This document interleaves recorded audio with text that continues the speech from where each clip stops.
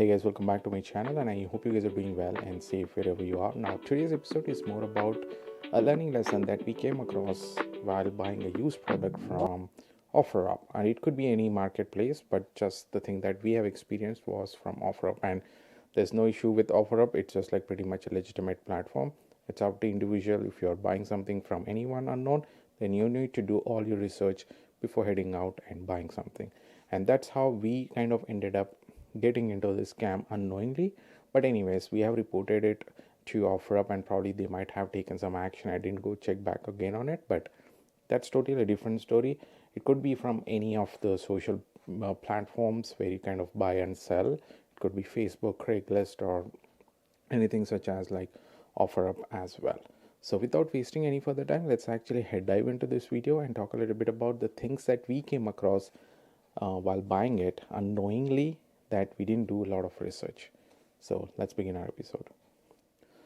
So the first and foremost thing, what exactly we ended up buying. Now it's actually an AirPod Pro. Now this was kind of listed for a couple of days on OfferUp profile, and they said they bought it but they never used it. So it was pretty much in the box, like as a brand new, with a wrapped seal across it, and everything was like pretty much as is from Apple Store or any other vendor.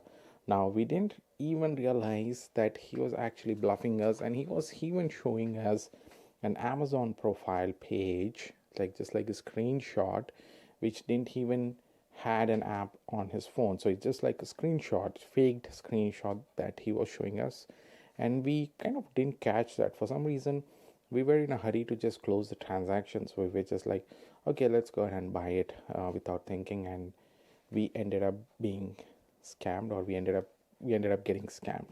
That's the whole thing that happened.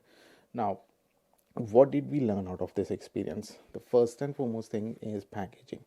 Now if you look at various samples of photos that I have actually shown in this video, now Apple actually packages their product in a pretty much frustration free packaging. That means if you just kind of are a new buyer, you can just like with your fingertips unpack it and bring out the product, because you don't even have to kind of juggle it up and down to kind of open it, because the box are pretty much so well designed that as soon as you kind of lift it up, it should come out.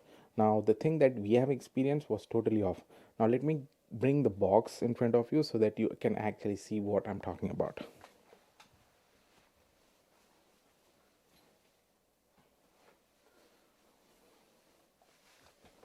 All right, so now this is the product box that we got across, and you can see it's like pretty much, you know, it's fake. It's clearly fake.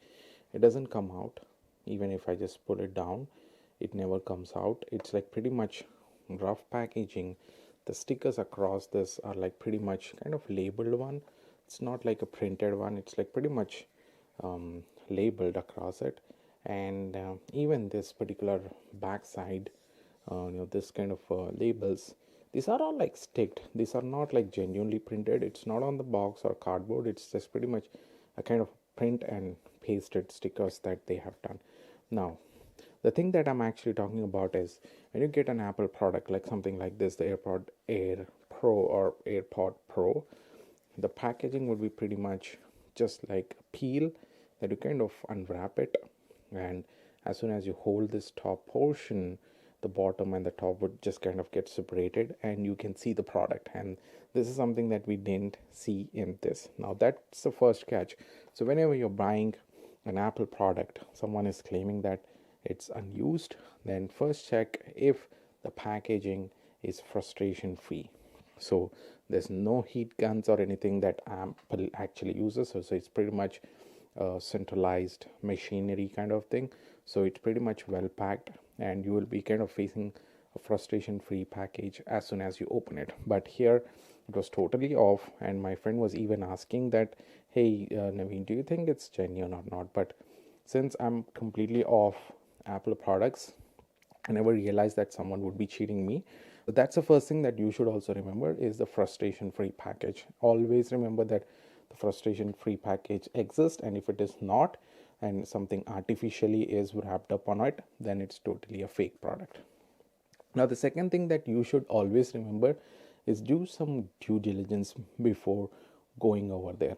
Now, one of the things that I kind of never saw is, first one was the packaging, and the second one was I never even asked the person to show me the original proof of purchase, because he was just like showing me a screenshot saying, hey, I have a screenshot, can you look at it? But the screenshot never had an Amazon clear logo on it, and it was like faded off, so it is clearly a fake one. Deleted some of this and kind of showed it as if it's like a genuine one, and that was the second thing that I should have caught immediately, but for some unknown reason I never thought about it, and I kind of just moved on in the purchasing thing. I've learned so far is, the first one is the packaging, second one is do some research before heading over there, so that you are aware about all of these stuffs, like Amazon order, asking for like show the proof of purchase and all that stuff. That's pretty much a kind of a general discussion, not a technical one.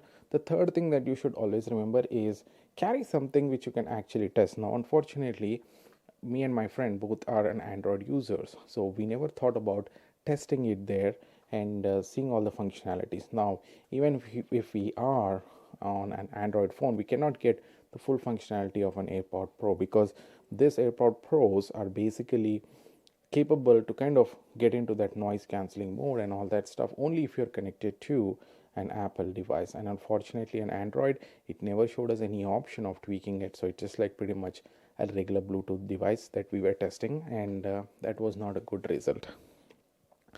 So that was the lesson that we have learned. Always carry device using which you can kind of test the product. So it could be anything basically. If in case you're buying a camera, just take a camera lens with you, or take a micro SD card to just take some photo samples before deciding if it is actually up or not, and just end up giving your money, right? Don't. Fourth thing that you should always remember is make sure you always have some good transaction history kind of maintained, because what actually happened is, so now the situation is that person actually kind of sold it to us, but he never kind of listed the product as sold to me. So he just left there as is, and he never kind of completed the transaction. So that means he had some wrong intention to do there, because even if I kind of report it to OfferUp, he might simply say that, okay, I'm didn't kind of sell it to this person, so something like that.